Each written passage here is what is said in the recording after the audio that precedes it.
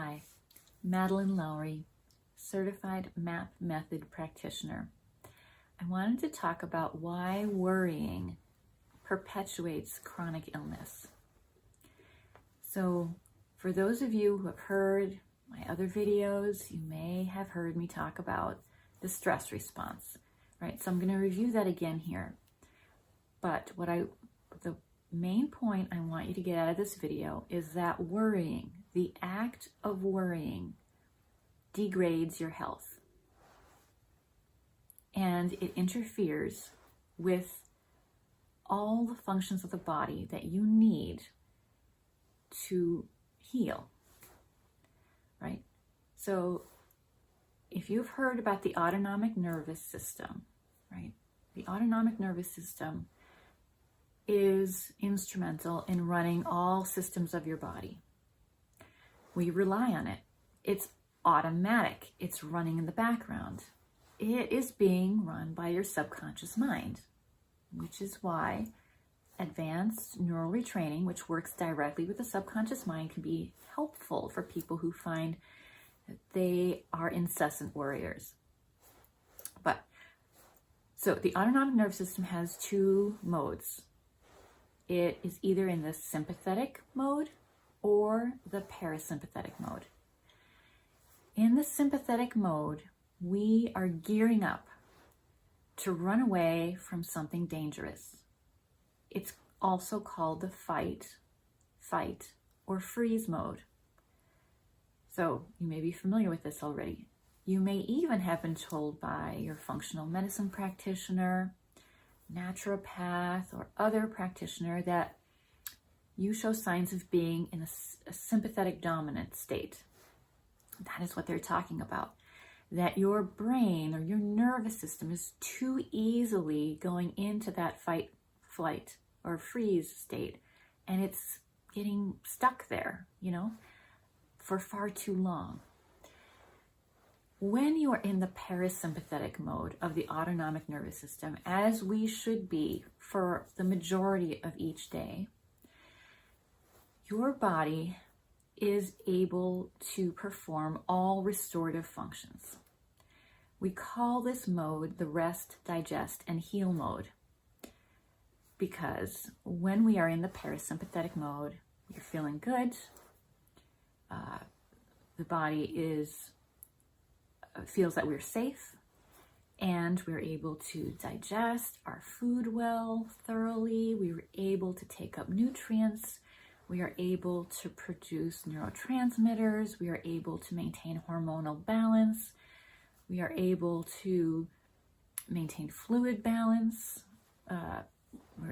This is also the optimal state for reproduction, right?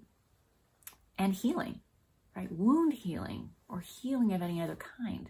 So when we are in the parasympathetic mode of the autonomic nervous system, that is putting us in the optimal situation for resolving any health conditions or symptoms.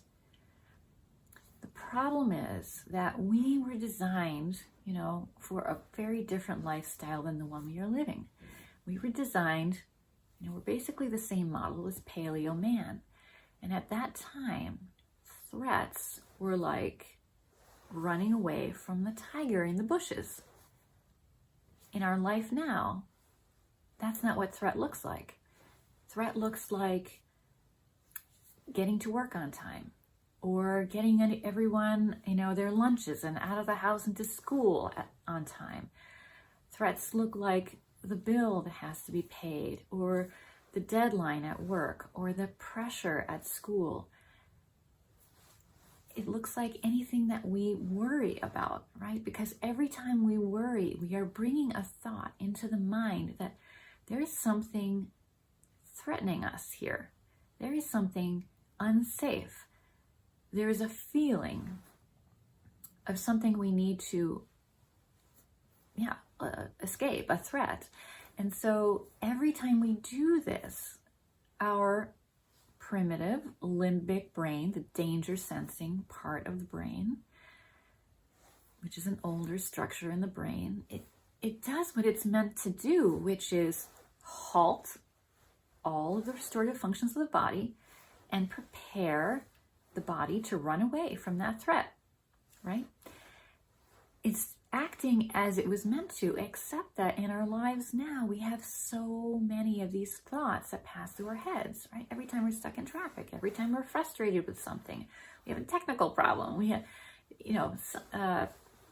whatever, just daily things that are happening are provoking these kinds of thoughts. And they're putting us into that sympathetic response over and over and over again. And some of us are not very good at calming down. Like the sympathetic response is supposed to turn on, we escape the threat, or the danger is over, and then it's supposed to reset again.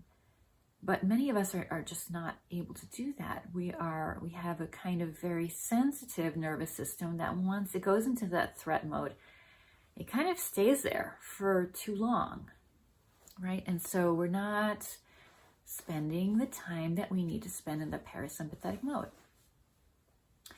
So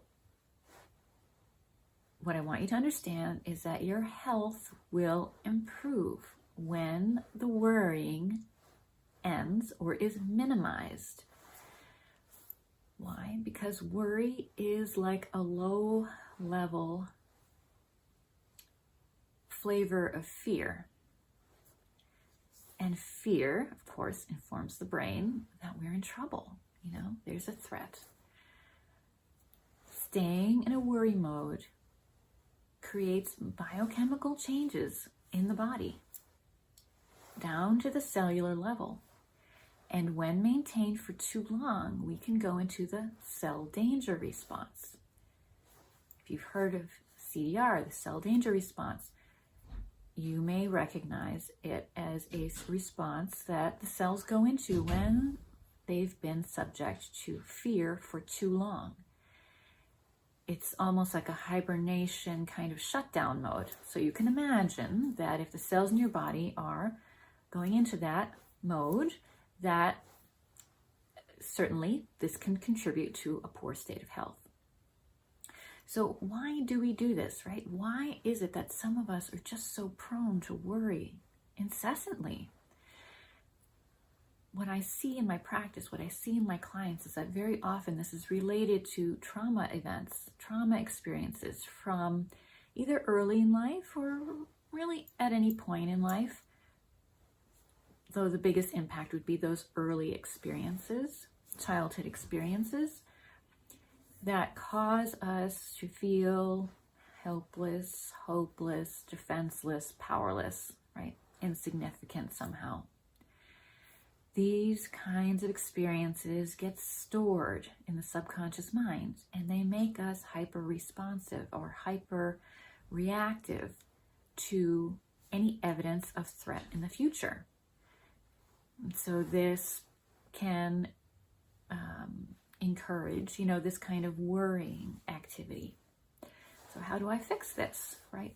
Well, for many people, meditation is a very good practice. I will talk about that in another video. And cultivating trust, right? Trust in a higher source, trust in yourself, but really trying to nip the worries in the bud, reassure yourself, we'll get through this, everything will be fine, and then trying to refocus your attention on something else, either distracting yourself or focusing on something that you're grateful for. These are all good techniques for nipping the worry in the bud. If, though, you find this very difficult to keep your mind from going there, then I do recommend a few MAP method sessions, right? So with this advanced neural retraining method, in a few sessions, maybe 1, 2, or 3 sessions, right? We can have your subconscious mind identify the causes for this continued behavior and neutralize that conditioned pattern so that you can live your life with less worry and more optimal health.